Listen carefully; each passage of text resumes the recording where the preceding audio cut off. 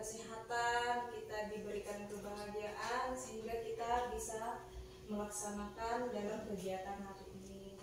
Nah, di sini saya akan menyebarkan pemahaman tentang modul titik 1.4 yaitu budaya positif.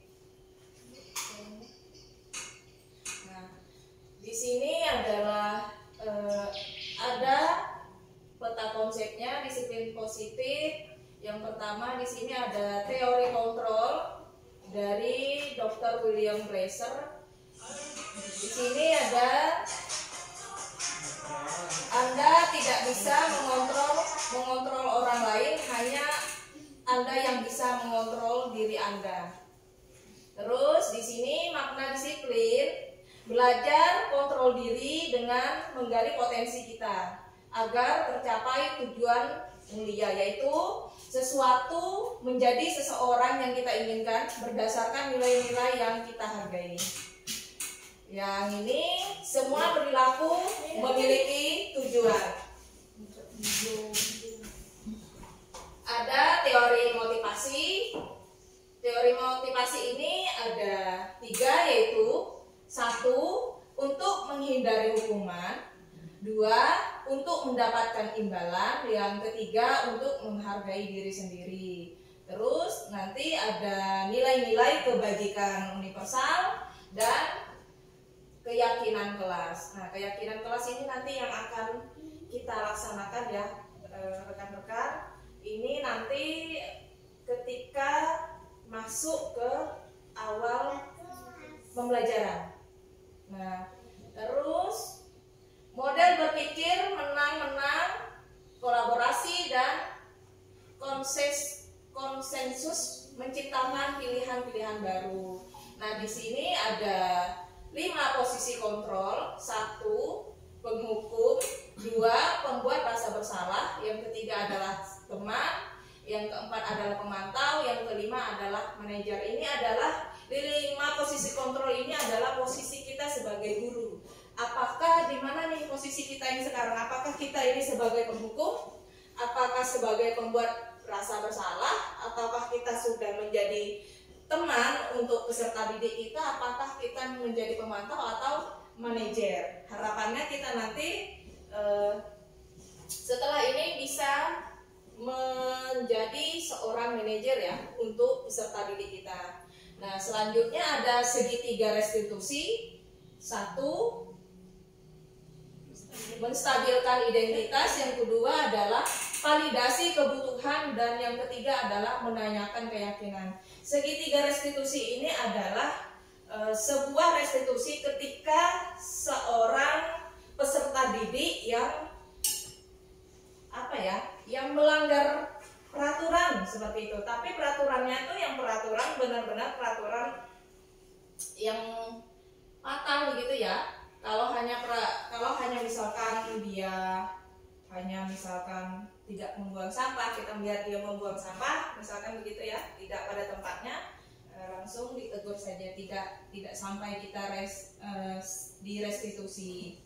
Terus selanjutnya realitas kebutuhan kita berbeda. Kita berusaha memahami pandangan orang lain tentang dunia. Setiap orang memiliki gambaran. Nah, ini ada 5 kebutuhan dasar manusia.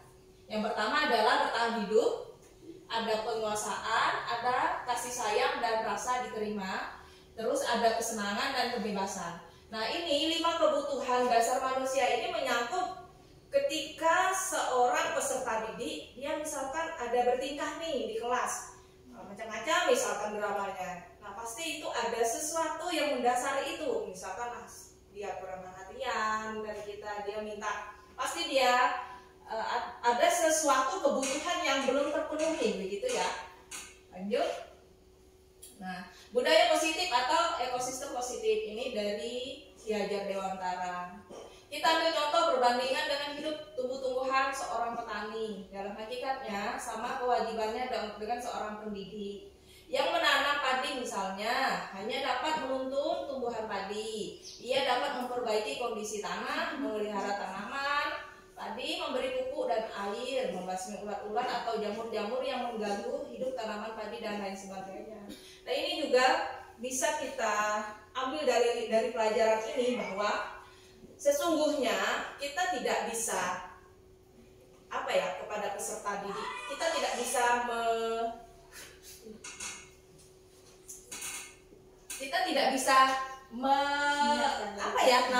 kita hanya bisa anak-anak ini kita anggap sebagai padi, ya. Kita anggap sebagai padi, terus kita hanya bisa memupuknya, kita pupuk, terus kita nah ini maksudnya ya. Jadi kita tidak bisa kehendak guru itu kita tidak bisa memaksakan kepada peserta didik ini tadi. Iya. Lanjut, terus Bu, bawahnya. Nah, di sini ada perubahan paradigma. Kegiatan kepalan tangan. Misal nih, dari contoh ini. Saya mengepal sesuatu. Misalkan saya meyakini ada sesuatu yang berharga, ya. Anggaplah itu saya tuliskan ke secari kertas terus saya genggam. Saya genggam erat-erat. Nah, ini yang si A nih. Apakah misalkan yang berharga ini tentang harga diri kah? Atau pokoknya yang sesuatu yang sangat-sangat berharga. Kita kepal betul-betul. Ada lagi seorang teman datang, terus ingin membuka kepalan tangan ini tadi. Menurut rekan-rekan, boleh tidak kepalan tangan ini dibuka? Bisa tidak kepalan tangan ini dibuka? Coba kembalikan kepada diri. Misalkan ini, kalian punya sesuatu yang sangat berharga, yang sangat kalian inginkan, yang sangat kalian lindungi. Ada orang datang, ya, ingin mengambil itu dari kita. Menurutnya, mau tidak kalian menyerahkan? Tidak kan? Jadi kita kembalikan kepada peserta didik. Begitu juga. Makanya kadang kita pengen peserta didik ini begini, tapi dia tidak mau. Karena yang mengontrol dirinya itu adalah dirinya sendiri. Jadi ketika kita menghadapi seorang peserta didik yang seperti itu, kita akan kembalikan kepada diri kita sendiri. Saya pun juga begitu ya. Ketika sesuatu yang berharga, yang benar-benar tidak bisa diambil oleh orang, yang benar-benar kita pertahankan, siapapun tidak akan bisa mengambil. Begitu juga peserta didik. Bagaimanapun kita mau diapa-apakan, tetap juga dia seperti itu karena dia memegang teguh ini, dia tidak mau begitu. Nah, lanjut Bu. Nah, di sini ada perubahan paradigma teori kontrol. 1, ilusi guru mengontrol murid.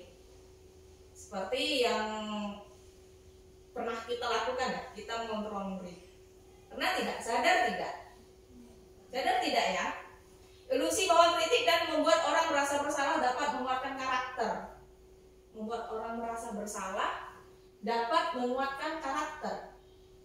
Ilusi bahwa semua penguatan positif, efektif, dan bermanfaat. Ilusi bahwa seorang dewasa memiliki hak untuk memaksa.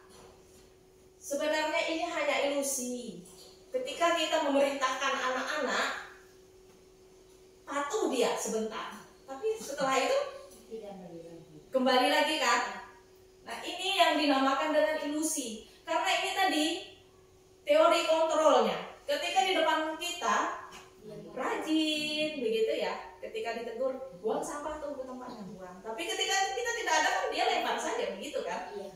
Nah, ini yang dinamakan dengan ilusi kontrol. Kita mengontrol tapi itu hanya sebentar. Makanya disebut ilusi. Bahwa kita tuh percaya, oh anak ini ternyata anak ini ternyata mau mendengarkan kita, tapi kita tidak tahu di belakang kita kan. Nah, ternyata yang kita berikan perintah itu tadi tidak dilaksanakan. Coba Bu naik lagi Bu, di sini.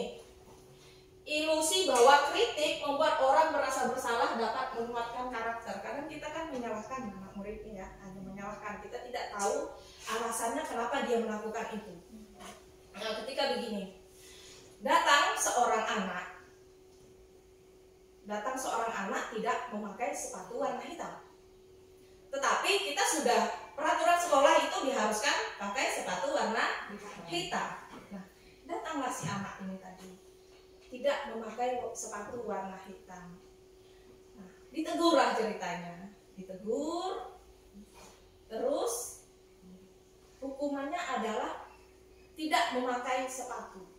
Tidak boleh memakai sepatu selain warna hitam. Pada akhirnya anak itu tidak boleh memakai sepatu. Nah, guru yang seperti ini ya, pendidik yang seperti ini, pada akhirnya peserta didik itu merasa apa kira-kira di dalam hatinya? Apa dia marah? Marah, takut, dendam, ya. Dia tidak suka dengan guru itu, dia mungkin merasa benci ketika guru itu ada masuk dalam kelasnya. Oh, guru itu lagi saya tidak senang. Ya begitu ya. Nah, ketika kita memberikan suatu hukuman, tapi sekarang tidak boleh lagi ya Bu, namanya hukuman itu tidak boleh. Yang ada itu konsekuensi atau sanksi. Nah, konsekuensinya misalkan peserta didik tidak memakai sepatu, konsekuensinya apa? Begitu ya. Jadi kita berikan jalan keluar. Konsekuensinya ya balik lagi ke rumah ambil sepatunya. Atau misalkan ada apa ya namanya, sekolah menyediakan sepatu, koperasinya, begitu ya? Iya, beli.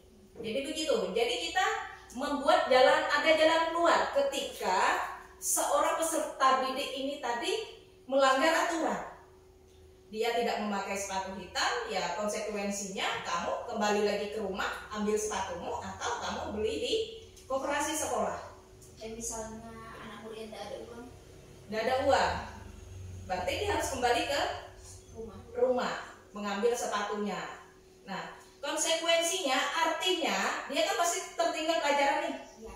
Nah, tertinggal pelajaran, mau tidak mau dia akan ketinggalan jam istirahatnya, terpotong. Begitu, itu namanya konsekuensi. Artinya kita tidak menghukum. Jangan sampai kita menghukum anak ini sampai telanjang kaki, begitu ya, telanjang kaki seharian karena dia tidak memakai sepatu. Tetapi kita berikan jalan keluar, ambil dulu sepatunya nak. Nah, mau tidak mau dia melaksanakan pembelajaran yang tertinggal tadi.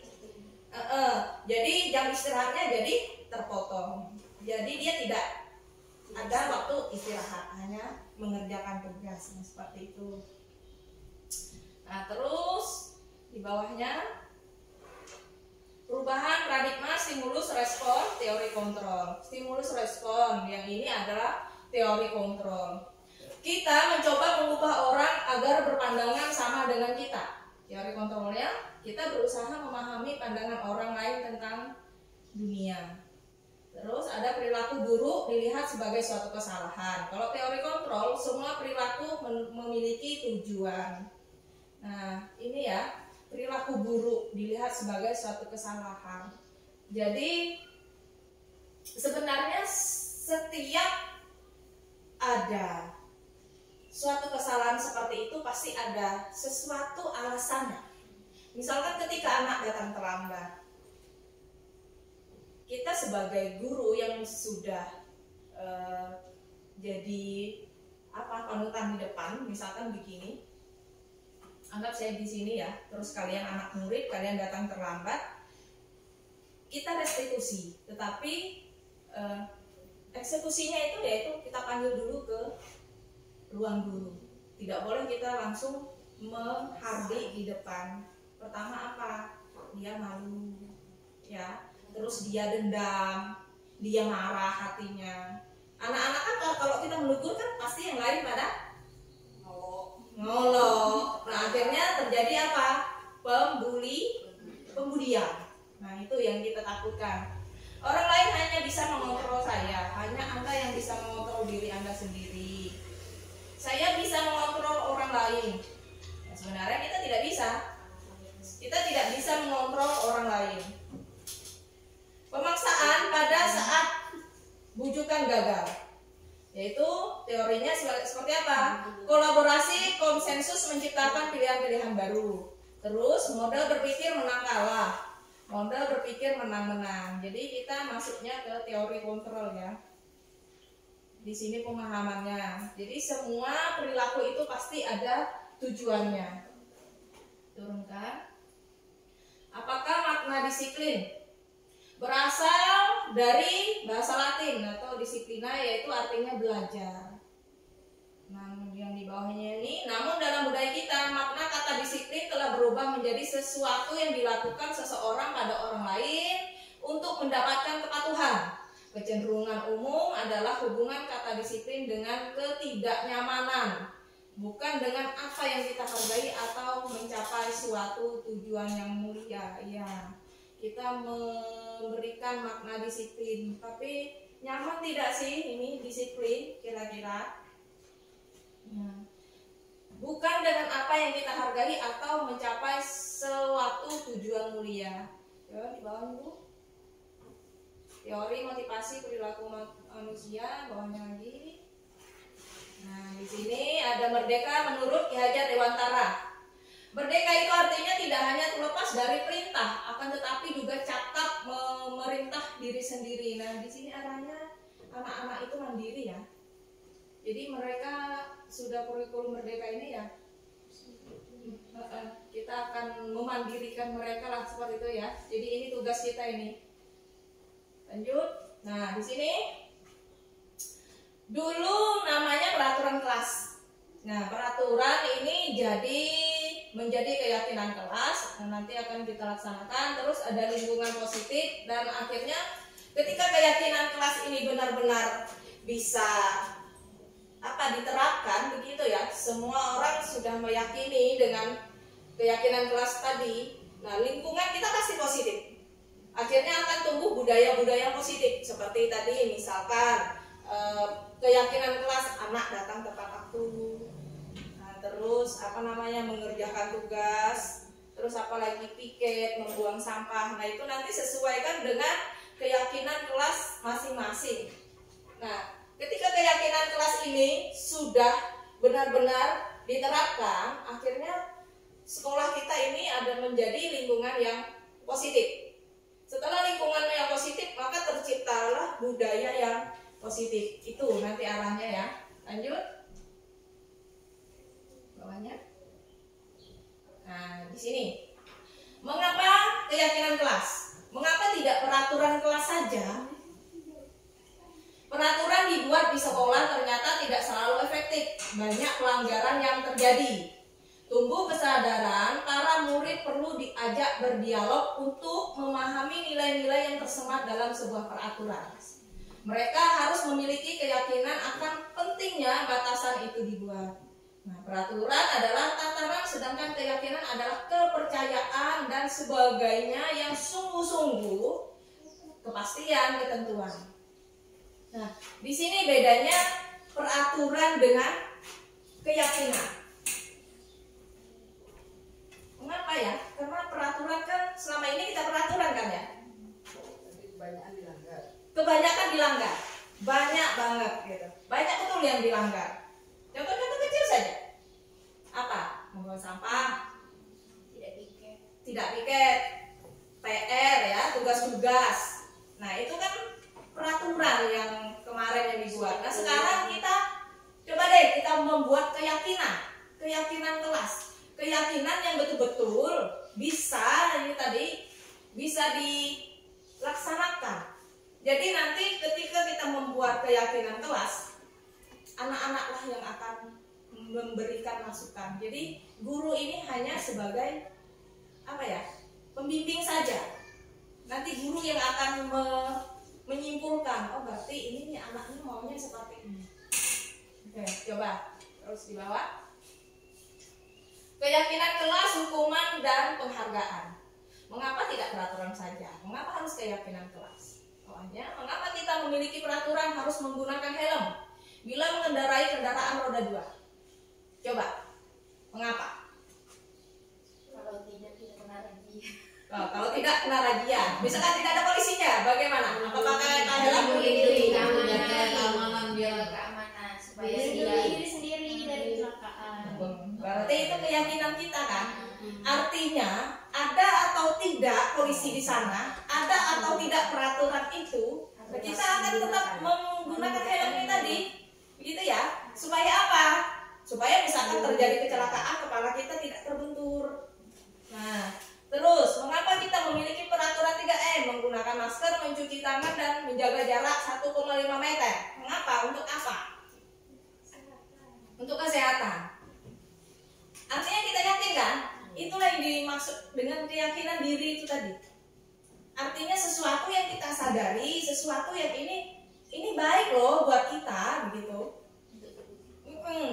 Terus mengapa kita memiliki peraturan harus datang tepat waktu pada saat mengikuti pelatihan? Supaya kita tidak tertinggal materi. Supaya tidak tertinggal materi. Terus menepati waktu. Menepati waktu. Apa lagi? Ada lagi tidak? Biar lebih disiplin. Biar lebih disiplin. Itu kita sadar sendiri kan? Berarti misalkan saya terlambat, berarti saya tertinggal nih materinya. Berarti saya mau tidak mau harus mengikuti lagi begitu. Terlambat lagi, lebih banyak lagi durasinya daripada teman yang lain. Untuk mendukung motivasi intrinsik, kembali ke nilai-nilai dan keyakinan-keyakinan. Lebih menggerakkan seseorang dibandingkan mengikuti serangkaian peraturan-peraturan. Nah, nanti misalkan membuat keyakinan ini tadi, yakinkan kepada peserta didik bahwa itu betul-betul baik untuk mereka begitu. Ya, baik untuk kelas ini, baik untuk kebersamaan, baik untuk semua di dalam kelas ini, begitu ya. Lanjut di bawah.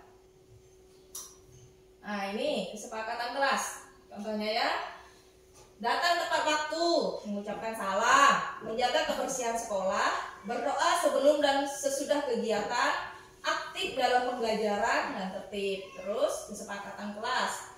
A, kami guru dan murid yang saling menyayangi. B, kami murid yang semangat belajar. Yang C, kami murid yang peduli dengan teman-teman. Nah, ini contoh-contoh kesepakatan kelas. Jadi kalau membuat kesepakatan kelas tidak usah banyak-banyak. Paling banyak itu 7. Supaya apa? Supaya anak mudah mengingat, supaya itu juga bisa diterapkan. Lagi. Nah, ini nanti kegiatan pendalaman keyakinan kelas ini nanti karena materi sebenarnya banyak ini. Kalau itu mau membuat keyakinan kelas. Jadi nanti mungkin kita pendalamannya lebih ke mungkin kegiatan selanjutnya. Lanjut. Peraturan. Coba kita cari perbedaannya. Peraturan selalu kembalikan buku ke tempatnya. Berarti keyakinan kelas yang dituju adalah tanggung jawab. Nah, misalkan nanti keyakinan kelasnya tanggung jawab. Jadi di bawahnya adalah apa saja yang dijadikan tanggung jawab. Selalu mengembalikan buku pada tempatnya. Terus tanggung jawabnya apa lagi? Tiket kelas misalkan begitu ya. Apalagi mengerjakan tugas. Nah, terus dilarang mengganggu orang lain. Berarti di sini masuk ke menghormati orang lain dan diri sendiri. Hadir di sekolah 15 menit sebelum pembelajaran dimulai. Berarti di sini adalah menghormati orang lain, komitmen pada tujuan berkomitmen. Dilarang melakukan kekerasan. Keselamatan, menghormati orang lain. Dilarang menggunakan narkoba, berarti masuk ke kesehatan. Pergantian atau menunggu giliran, menghormati orang lain, ada kesabaran, gunakan masker, kesehatan, keselamatan. Jangan berlari di kelas atau koridor, keselamatan dan keamanan. Terus Bu. Nah, di sini kemarin saya menerapkan pemahaman kepada siswa untuk membentuk keyakinan kelas. Coba ada videonya Bu.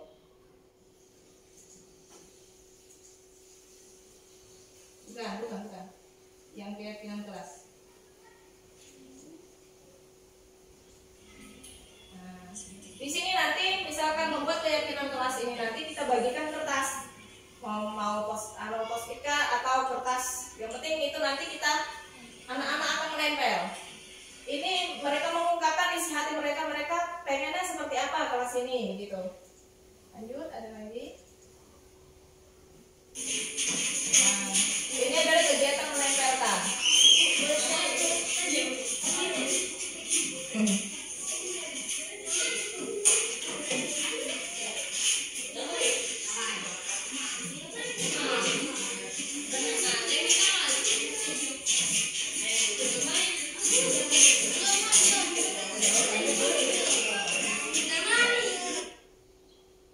Itu Nah, di sini kemarin yang sudah saya dapatkan keyakinan kelasnya yaitu tanggung jawab. Nah, tanggung jawab ini ada siswa harus datang tepat waktu dan tepat waktu untuk semua sesi kelas, melaksanakan piket kelas sesuai jadwal dan menjaga kelas dari sampah. Terus saling menghormati. Semua siswa diharapkan untuk menghormati guru dan menghormati satu sama lain, serta bersikap sopan dan santun dalam setiap kegiatan. Kenapa ini harus? Karena kadang ada guru kelas dan guru mapel ya. Nah, beda biasanya perlakuan peserta didik dengan guru kelas dan guru mapel. Nah, mereka lebih hormat dengan guru kelas daripada guru mapel. Iya, merasa tidak?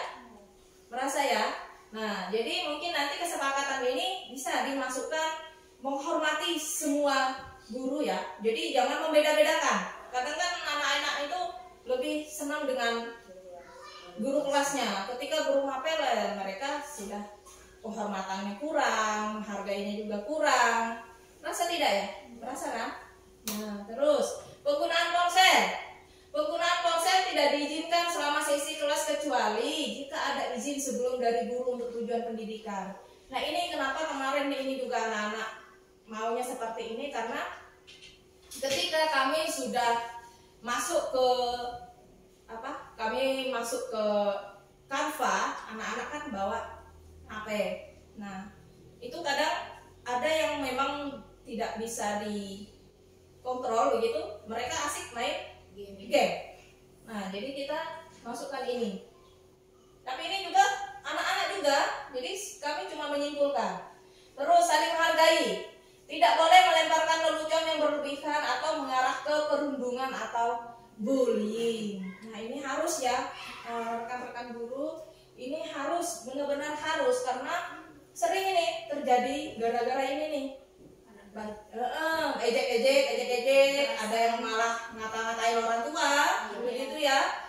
Jadi pada akhirnya kekerasan kelahi. Yang kita takutkan nanti arahnya nanti orang tuanya lagi, misalkan datang terus ngadu-ngadu seperti apa. Terus jujur, siswa harus berani mengakui kesalahan dan mengungkapkan kejadian dengan jujur serta berani meminta maaf. Nah, ini benar-benar harus ditanamkan juga. Ini juga kemarin anak-anak juga kepengen begitu. Kalau memang salah ya maaf lah, minta maaf gitu. Berani mengakui itu. Terus partisipasi. Semua siswa diharapkan untuk aktif dalam setiap kegiatan pembelajaran, baik secara mandiri maupun secara kelompok. Juga tidak malu untuk bertanya jika ada pelajaran yang belum dipahami. Oke. Ini tadi keyakinan kelas kami yang baru kemarin kami buat, kami simulasikan. Nah, ini rangkumannya. Terus lanjut, dihukum oleh penghargaan. Pengaruh jangka pendek dan jangka panjang. Penghargaan menghukum, penghargaan mengurangi ketepatan, penghargaan tidak efektif, penghargaan merusak hubungan. Nah, ini penghargaan kepada peserta didik. Menurut rekan-rekan, menurut teman-teman, boleh tidak penghargaan ini kita berikan ke peserta didik? Tidak? Setuju atau tidak?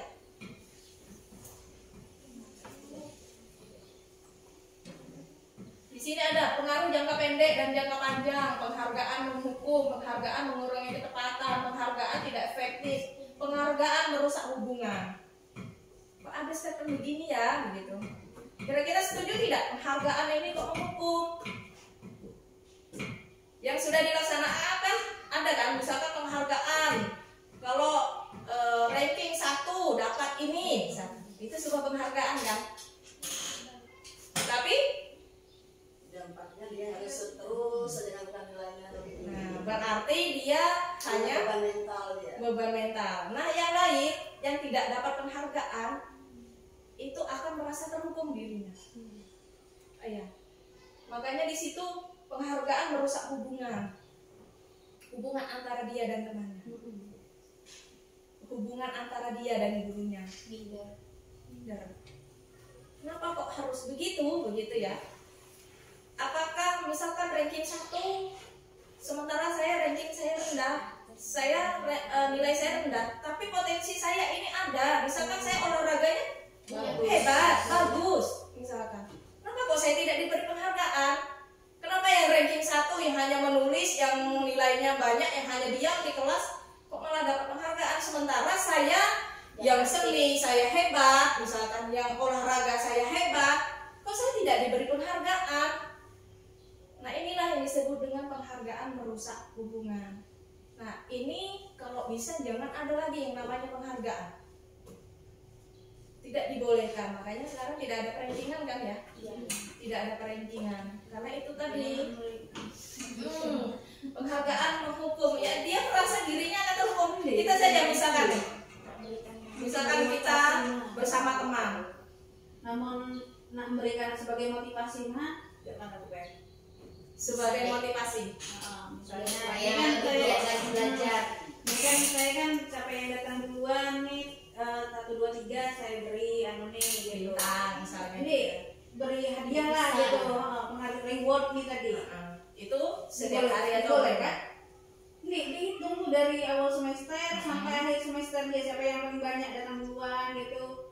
1, 2, 3 nih tadi sebagai motivasi ya. sebagai motivasi Supaya reward gitu. Penghargaan juga kan bahasanya nih. Iya, Boleh nih gitu. Atau penghargaan merusak hubungan kayak gitu. Atau terjadinya merusak hubungan. Iya, sebenarnya akan terjadi merusak hubungan. Berarti tidak boleh dilakukan. Iya, seharusnya iya. Kayaknya udah janji deh kan. Itu kan sama. Semua sama saja karena janji adalah hutang kan begitu ya. Nah, jadi ini Ya mikir itu gitu mah dah. kalau Kalau mau yang lain tuh nih merasa agak mana, ujung nih yang paling anu mah diberinya gitu. Iya. Jadi pikiran itu ya segalanya. Biar ibaratnya bisa lihat dari Bentuknya, harganya lah, bentuknya. Jadi begini, itu tadi kita kembalikan kepada sesuatu yang ada sesuatu yang misalkan anak telat, itu pasti ada sesuatu. Ya seperti itu ya. Nah, jadi kita restitusi lagi nih. Kamu kenapa kok terlambat? Itu alasannya apa? Nah, itu kita akan kembalikan ke situ lagi. Apa alasan dia terlambat? Oh, misalkan saya tadi Bu masuk adik. Saya Bu tadi malam begadang, mungkin apa atau apa, kita tidak tahu alasannya kan. Jadi kita kembalikan ke sana. Sesuatu kesalahan itu pasti ada alasan di balik itu. Tapi yang tadi kan biasanya lebih nak memotivasi yang lain lah. Supaya tepat waktu. Supaya yang lain juga ikut dan begitu. Sebenarnya bagus Bu, ya. Makanya ini nanti akan pelan-pelan kita berjalan begitu ya, karena merdeka belajar ya begini, merdeka mengajar ya beginilah, inilah begitu. Terus lanjut.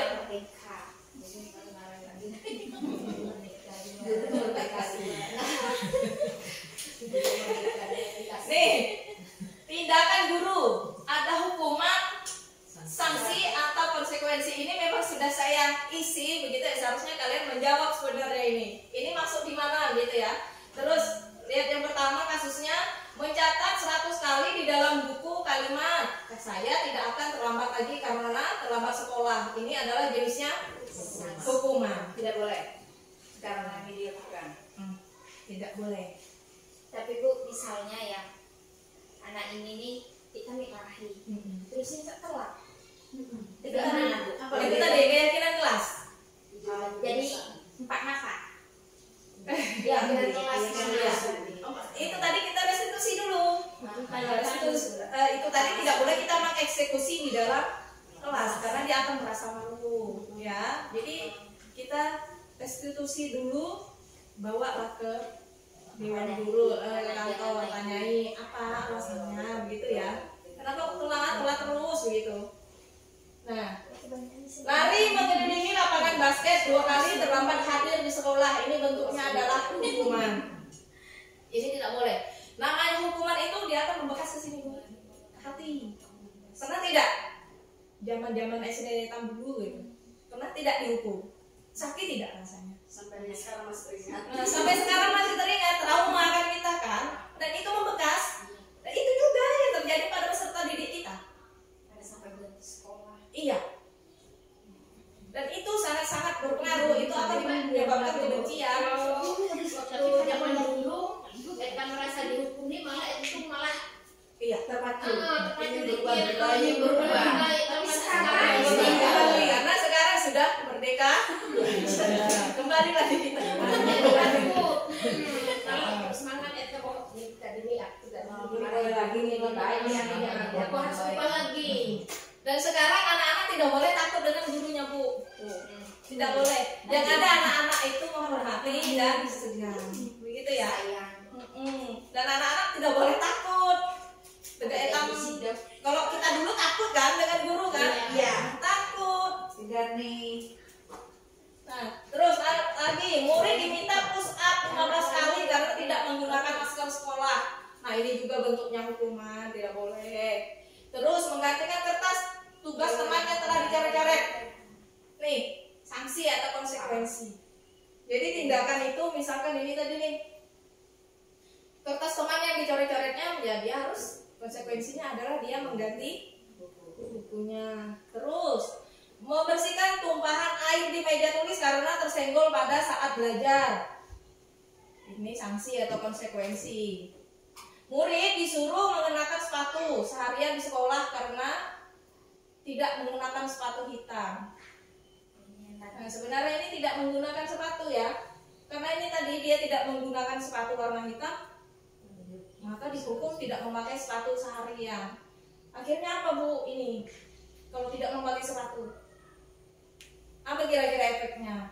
Tidak terpacu. Nah, terkena benda tajam, urusannya apa lagi nanti? Resiko kan? Nah, guru lagi begitu. Nah, terus ada rasa sakit hati, pasti rasa malu, ya, rasa tidak senang dengan gurunya, rasa benci, ya kan Mas? Saya nih ditanyai dulu alasan saya sepatu saya warna ini kenapa tidak ditanya begitu kan, pasti ada alasan mungkin basah lah atau apa begitu ya. Terus lari mengelilingi lapangan basket 2 kali karena terlambat 10 menit untuk pelajaran PJOK. Sanksi atau konsekuensi. Ya ini bukan hukuman ya. Ini bentuknya bukan hukuman. Lari mengelilingi lapangan basket 2 kali karena terlambat 10 menit untuk pelajaran PJOK. Artinya, artinya 10 menit kan pemanasan sudah ini. Teman-teman yang lain sudah pemanasan, dia baru datang. Nah maka disuruhlah dia lari dulu supaya iya. Terus perbedaan hukuman dan sanksi atau konsekuensi. Hukuman sesuatu yang menyakitkan harus terjadi. Kalau sanksi sesuatu harus terjadi. Semuanya harus terjadi, tapi kalau sanksi dengan konsekuensi ini tidak menyakitkan. Tapi kalau hukuman ini menyakitkan ya, menyebabkan trauma. Terus membuat anak sakit fisik maupun hati yang jangka waktu lama, ini trauma. Kalau sanksi, kita memberikan sanksi membuat anak merasa tidak nyaman dalam jangka waktu pendek. Ya hanya saat itu saja. Seperti tadi, misalkan anak tadi numpahkan air atau mencoret-coret bukunya. Nah, dia sebenarnya sakit hati, tapi hanya sebentar, tidak membekas, tidak membatin ya. Terus anak benci kedisiplinan. Anak jadi menghargai disiplin. Ini hukuman anak jadinya benci dengan disiplin. Karena itu tadi kesalahan kita disiplin itu tadi kan, kita menyebutnya disiplin itu tadi harus tepat waktu, harus begini, harus begitu, itu namanya disiplin. Sebenarnya disiplin itu adalah apa tadi? Aturan. Terus hukuman itu paksaan. Kalau sanksi atau konsekuensi itu adalah stimulus atau tanggapan. Mendorong anak menyakiti diri sendiri. Nah ini yang bahaya nih Bu. Mendorong anak menyakiti diri sendiri karena itu menghukum orang itu tadi. Bisa misalkan itu tadi anak telanjang kaki, terus teman-teman yang lain melihat, ih dihukum ya, ini kasihan gitu. Akhirnya apa? Diejek, dibully. Dia pasti sedih. Siapapun yang dibully itu pasti sedih. Konsep diri yang baik. Terus anak belajar menyembunyikan kesalahan. Anak belajar untuk mematuhi peraturan. Ini hukuman ya. Anak belajar menyembunyikan kesalahan. Iya kan? Iya kan? Takut dihukum. Padahal dia tuh salah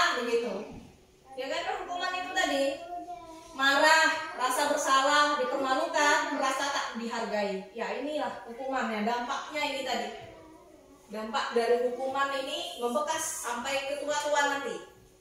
Nah, terus kehilangan hak dibuat tidak nyaman diasingkan untuk sementara. Nah, waktunya ini hanya sementara kalau kita sanksi atau konsekuensi. Sanksi dengan konsekuensi ini adalah sesuatu yang anak mempertanggungjawabkan itu ya. Mempertanggungjawabkan, misalkan tadi dia mencoret-coret buku temannya, berarti dia harus mengganti bukunya. Nah, kalau misalkan kita hukuman, ya ini tadi dampaknya dia marah, dia benci dengan gurunya, dia merasa bersalah, terus dipermalukan. Lanjut. Nah, identitas gagal. Hukuman. Murid atau anak belajar menyembunyikan kesalahan, mencoba mengontrol anak dengan penguatan negatif, membayar impas. Terus dampak pada murid, dia marah, merasa bersalah, rendah diri, mengasingkan diri. Tiba-tiba tidak diharapkan atau melukai. Nah, di sini ada disiplinnya. Konsekuensinya, murid atau anak belajar taat peraturan. Nah, restitusinya ini tadi. Murid atau anak belajar memecahkan masalah. Terus konsekuensinya yang kedua, mencoba mengontrol anak dengan penguatan negatif. Nah, mencoba mengontrol anak dengan penguatan positif. Anak paham bahwa dirinya sendiri yang pegang kendali kontrol. Terus Bu, lanjut di bawah. Nah, restitusi. Restitusi, coba kita putarkan videonya Bu. Nah, ini kemarin saya melakukan restitusi ya pada 3 peserta didik.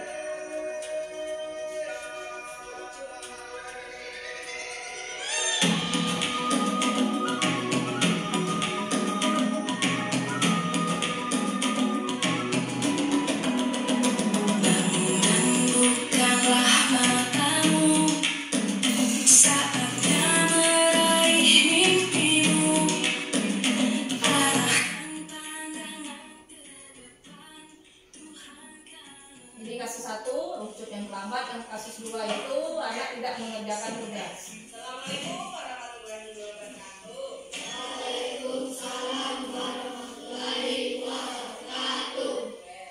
Kemarin kita mempelajari tentang planet.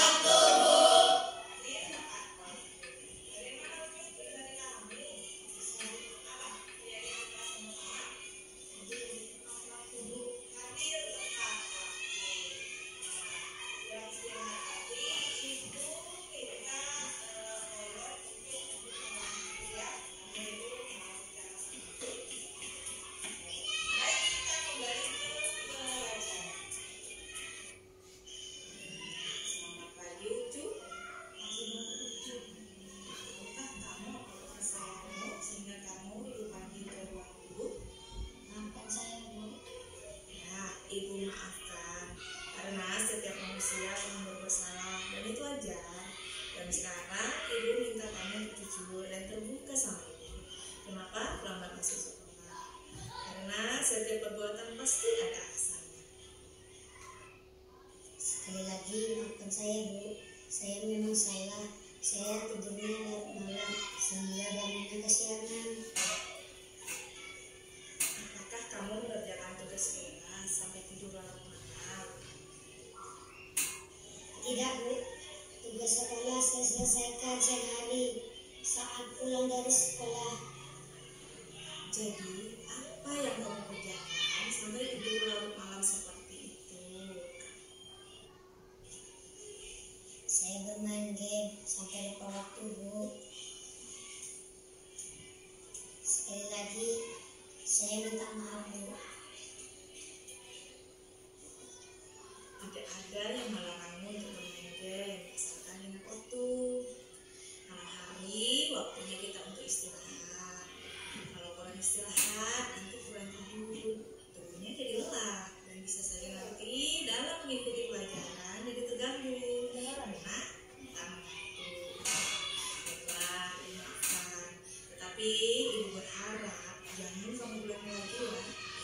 sini Ibu mengingatkan beberapa hal yang sudah kamu lakukan, yaitu saat masuk ruangan dan bagaimana cara memperbaiki diri. Iya Bu, saya lupa dengan keyakinan kelas yang sudah kita sepakati dan masuk ruangan tidak menyalakan salam atau menutup pintu terlebih dahulu. Sekali lagi, Ibu berharap kamu bisa mengatur waktu dengan baik. Saat waktunya belajar, saat waktunya bermain, dan saat waktunya istirahat itu betul-betul dengan sebaiknya. Jangan dibuat balik. Nah, ketika waktunya belajar, kamu malah tidur. Dan ketika waktunya tidur, kamu malah bermain. Sehingga kalau seperti ini terus bisa merugikan diri kamu sendiri. Nah, sekarang Ibu bertanya, sifat-sifat apa yang belum bisa kamu lakukan?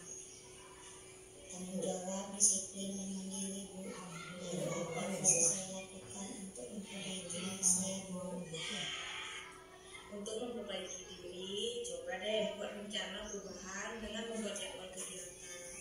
Buat rencana kegiatan pada sumber kertas, nah, berdasarkan nomor waktu, mulai dari kamu bangun tidur hingga tidur lagi. Dan rencana itu harus kamu buat dan harus benar-benar dipakai. Baik Bu, terima kasih sekali lagi dan pelan-pelan saya akan memperbaiki pola hidup saya dengan memulai disiplin. Ya namanya realitas rasanya kan menyerapi atau siapa. Sehat Bu, terima kasih.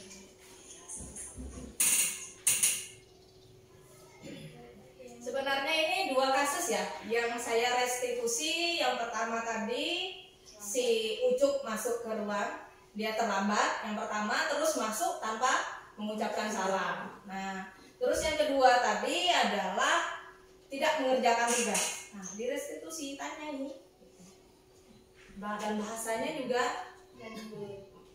bahasanya mendayu-dayu. Jadi tidak ada lagi ngapain kamu terlambat. Nah, ketika anak masuk, silakanlah dia belajar dulu. Kita konsentrasi dulu dengan pembelajaran. Nah, tidak boleh kita mengeksekusi ketika Waktu pelajaran. ya, ketika di dalam kelas. Yang pertama lah, anak akan merasa malu. Oke. Nah, di sini.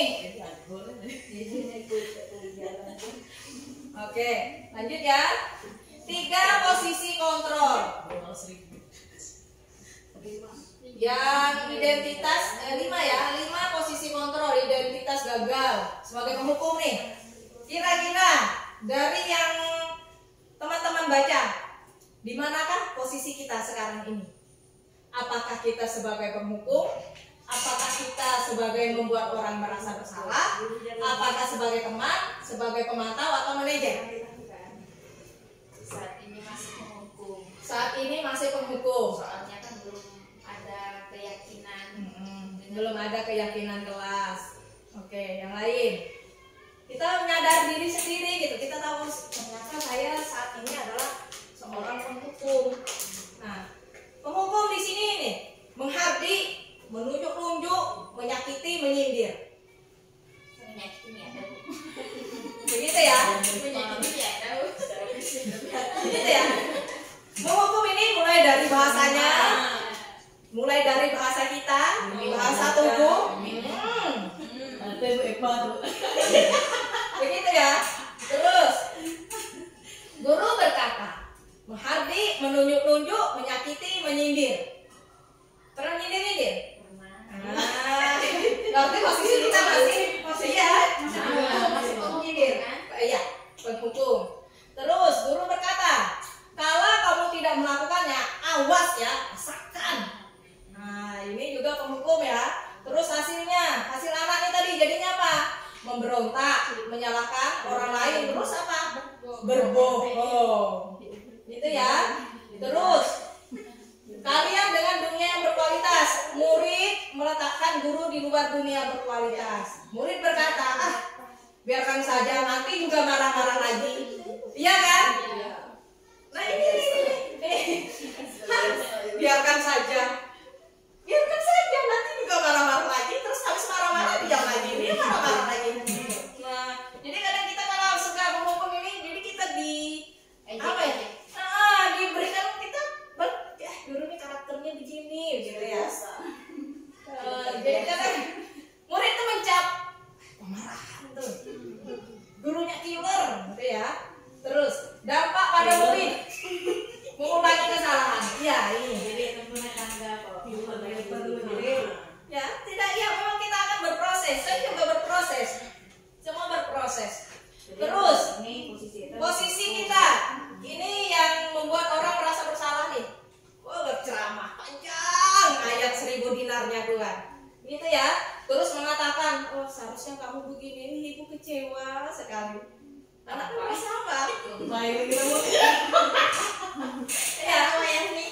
Jadi anak-anak ini merasa dirinya salah saya nih posisi kita. Terus lagi guru berkata, kamu seharusnya kamu sudah tahu. Ibu lemah mengatakannya. Ibu stres. Ini pasti nih pernah keluar bahasa-bahasa kayak gini ya kan nih? Iya, saya juga begitu. Iya. Kamu seharusnya kamu sudah tahu. apalagi banyak kerjaan. Ibu lelah sekalinya mengatakan ibu ini stres. Itu ya. Hasilnya apa?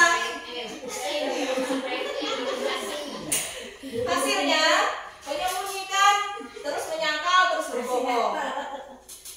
Nah, murid berkata, maafkan saya. Itu ya. Terus apa dampaknya? Merasa rendah diri. Karena ini tadi kita membuat anak itu merasa bersalah kepada diri kita gitu. Jadi ya ini tadi merasa rendah diri. Kalau sebagai teman, guru sebagai teman untuk peserta didiknya, coba lihat, membuat alasan-alasan untuk muridnya. Terus, ayolah lakukan demi ibu. Terus, masa kamu tidak mau? Ingat, tidak, ibu pernah bantu. Seperti ada imbal balik begitu ya. Nah, terus ada ketergantungan. Muridnya jadi ketergantungan.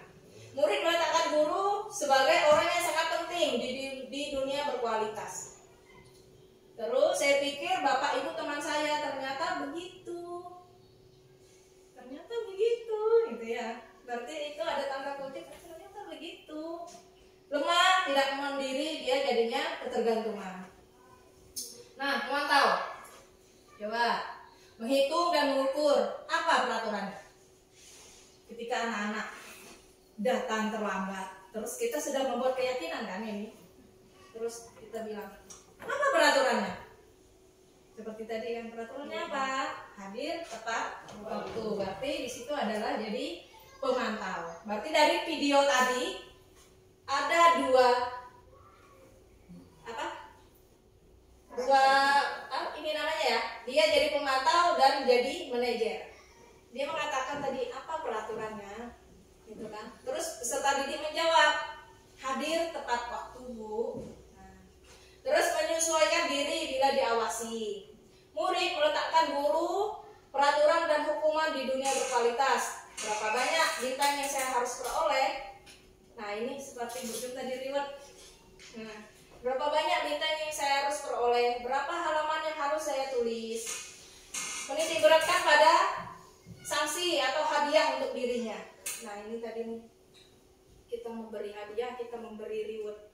Padahal kan niat kita baik ya, menstimulus biar motivasi peserta didik yang lain. Nah untuk jadi manajer, ya ini tadi mengajukan pertanyaan-pertanyaan seperti saya merestitusi itu tadi. Jadi kita tidak langsung menyalahkan, kita tidak langsung menghukum, tapi kita ditanya-tanya, bertanya. Ada nanti yang dinamakan dengan segitiga restitusi.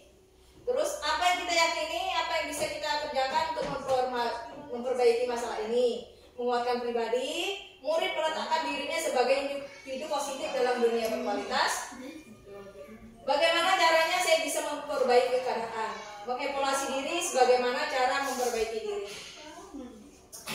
Sekarang misal saya sudah jadi manajer nih, anggaplah diri saya begitu ya, ke diri kita masing-masing. Saya ini sudah jadi manajer untuk peserta didik saya. Tetapi peserta didik ini mengulangi lagi kesalahan. Kira-kira seperti apa? Nah, jadi tidak boleh juga kita manajer terus ya. Nah, boleh kita memberikan suatu konsekuensi namanya. Tidak boleh hukuman. Konsekuensi yang ya kembali lagi ke situ. Jadi tidak bisa juga kita manajer terus-terusan. Misalkan anak peserta didik tadi sudah melakukan kesalahan pertama, terus melakukan lagi, ngulang lagi, itu terus, terlambat lagi begitu ya. Padahal sudah berkali-kali direstitusi begitu. Nah, tidak bisa juga kita jadi manajer terus. Boleh kita memberikan sanksi atau konsekuensi. Nah, tapi tidak boleh kita memberikan hukuman. Oke, lanjut. Bergerak antara peraturan pemantau, konsekuensi, hadiah. Sanksinya seperti apa? Keyakinan kelas tadi Bu. Kita membuat keyakinan kelas. Iya, sesuai dengan keyakinan kelas itu tadi. Atau misalkan sekolah sudah membuat peraturan.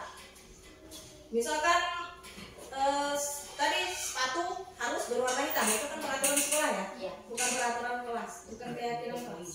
Nah, kita kembalikan kepada peraturan kelas. Terus peraturan pemantau konsekuensi hadiah, ada nilai manajer memperbaikinya. Lanjut. Nada suara. Apa yang tersampaikan dari sebuah pesan? Kata-kata 10%, nada suara 35, non verbal bahasa tubuh. Ini tadi misalkan tata suara nih, tunjuk ke dia. Paham tidak kira-kira? Paham tidak? Nah, ini ya. Coba kita lihat di bawah. Kegiatan suara, mempraktikkan suara terima posisi kontrol, yaitu sebagai penghukum, membuat orang lain terasa bersalah, sebagai teman atau pemantau manajer. Coba di bawah. Nah, di sini. Ini kira-kira yang mana nih? Apa yang sedang kamu kerjakan? Kapan saya bisa mengharapkan ini selesai? Yang 5 ini tadi.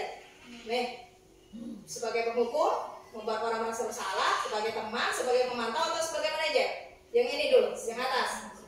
Apa yang sedang kamu kerjakan?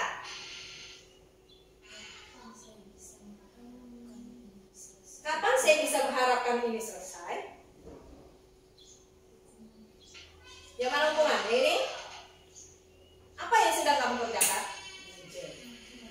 Manajer. Kalau yang ini? Kapan saya bisa mengharapkan ini selesai?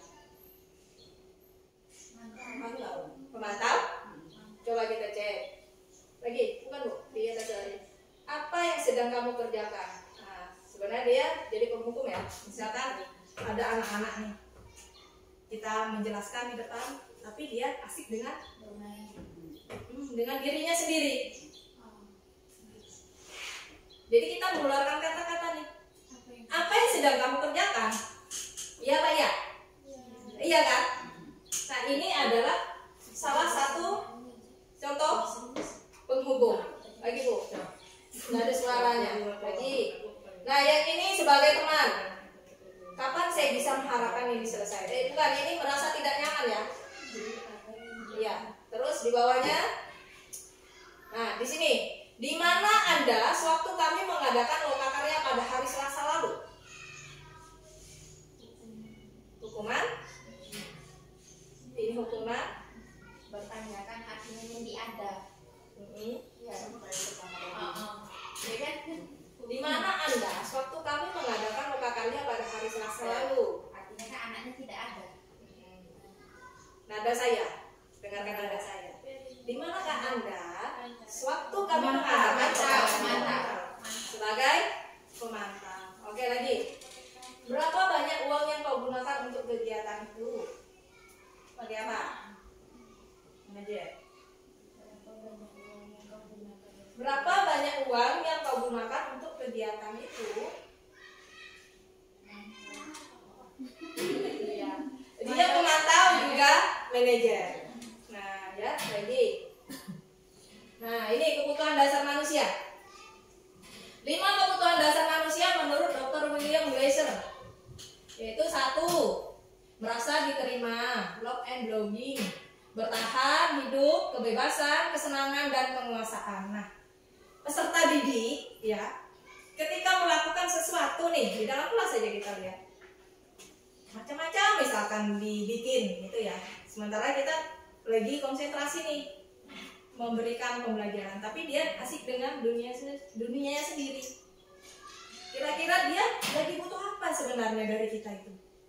Apakah dia cinta kasih, atau memiliki kekuasaan, atau bertahan hidup, kesenangan, atau kebebasan? Dia pengen apa sih sebenarnya ini, anak ini? Gitu ya. Inilah arahnya kita ke restitusi. Kita tanyain, sebenarnya anak ini apakah dia kurang kasih sayang? Kita berikan kasih sayang. Ada lagi yang namanya penguasaan. Sebenarnya anak yang penguasaan ini malah bisa kita jadikan apa ya namanya? Bukan pendamping, apa sih namanya? Asisten. Asisten. Dia berkuasa.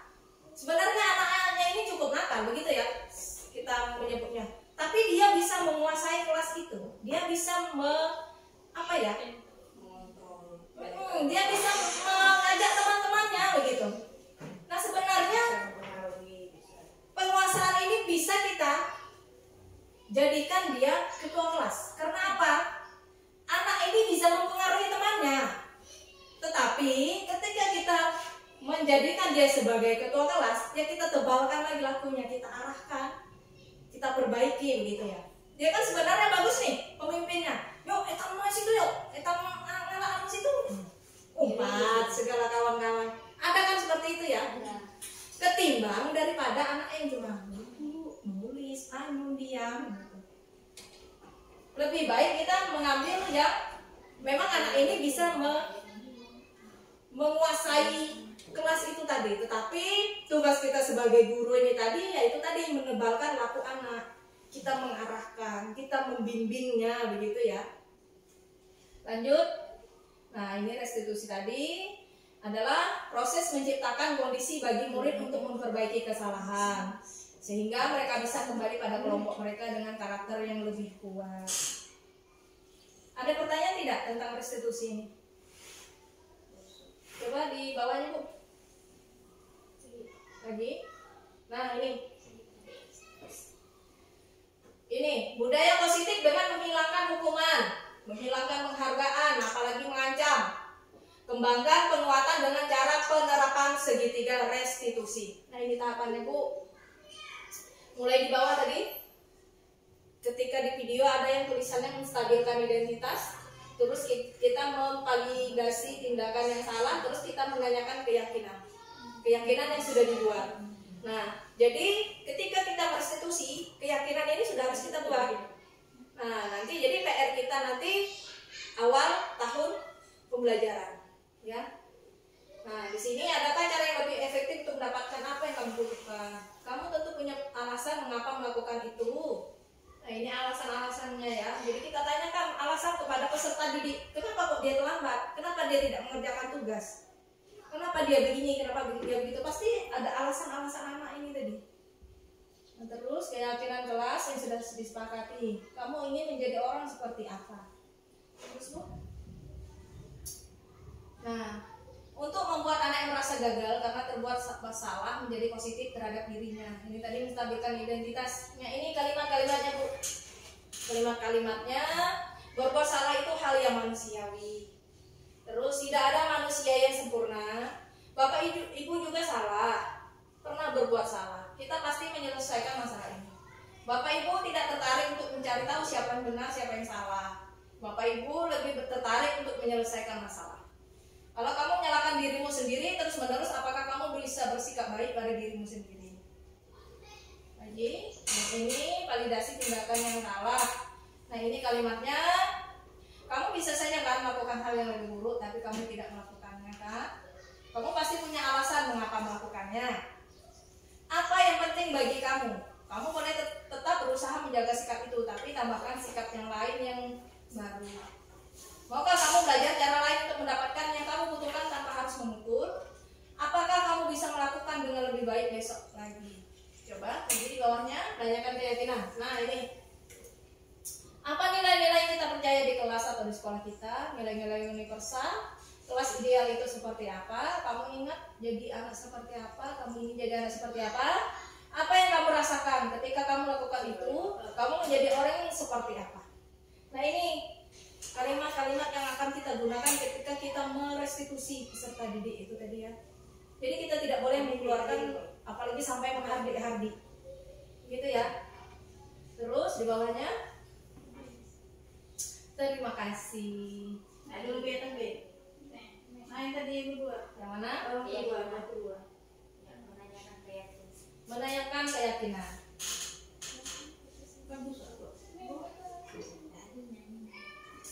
Ada pertanyaan tidak tentang merestitusi ini tadi? Merestitusi peserta didik.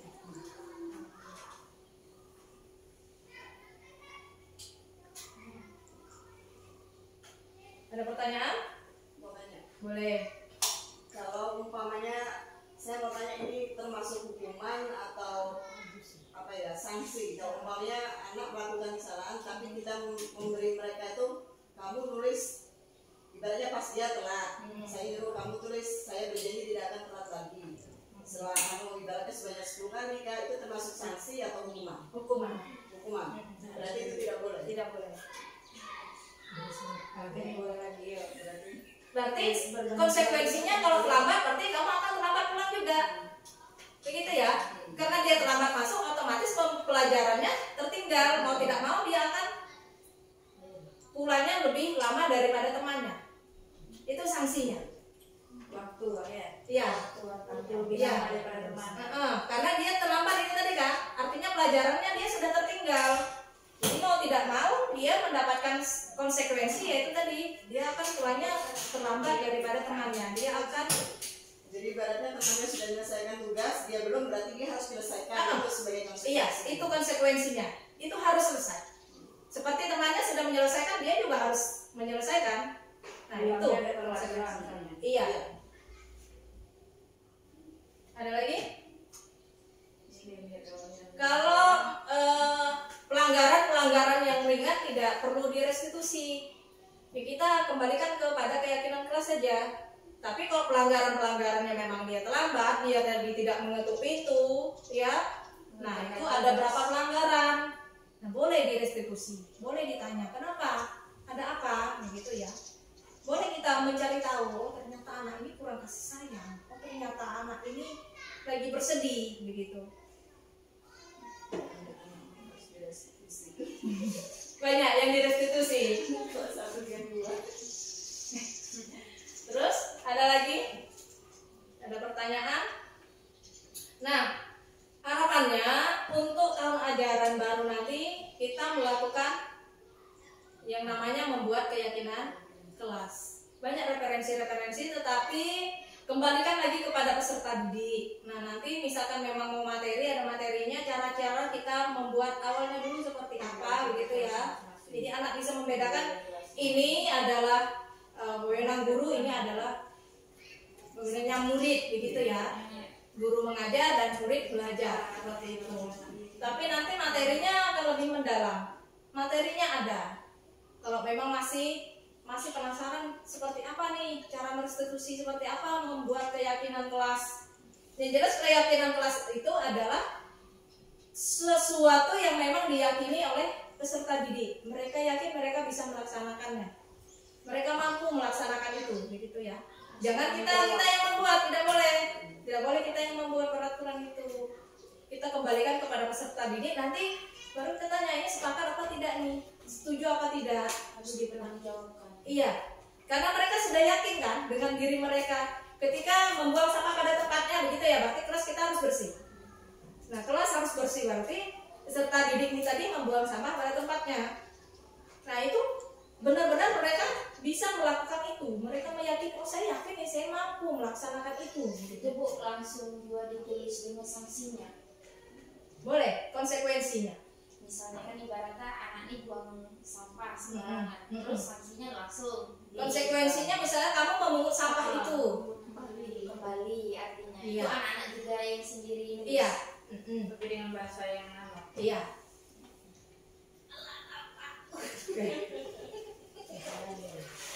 nanti ada materinya di TM. Restitusi juga ada. Baik, kalau tidak ada pertanyaan, saya tutup. Terima kasih untuk rekan-rekan guru karena sudah hadir. Mohon maaf banget jika ada salah penyampaian dari saya. Jika ada salah kata, saya minta reda dengan kita. Reda. Iya, saya Iri. Assalamualaikum warahmatullahi wabarakatuh. Waalaikumsalam.